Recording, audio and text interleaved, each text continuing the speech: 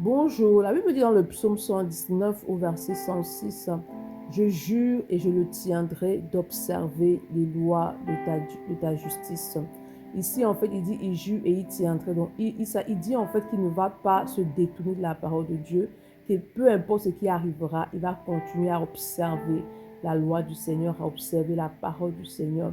Il est important que tu n'oublies pas en fait que tu as le Saint-Esprit de Dieu en toi. Il est celui qui active en toi le vouloir et le faire. Mais son vouloir et le faire s'active en fait sur toi-même qui ai pris une décision. Pour pouvoir être aidé par le Saint-Esprit, il faut que toi-même tu désires en fait. Donc c'est toi qui dois désirer faire quelque chose avant que l'action du Saint-Esprit va se déployer en toi. Mais lorsque toi-même tu ne veux déjà pas, parce qu'il ne faut pas oublier que le Saint-Esprit c'est pas un dictateur, il est là pour t'aider, il est là pour t'accompagner en fait dans ta marche, afin que tu puisses vivre ta destinée et finir l'éternité avec Christ. Mais si toi tu ne veux déjà pas, en fait, il n'est pas un dictateur, il ne va pas te forcer.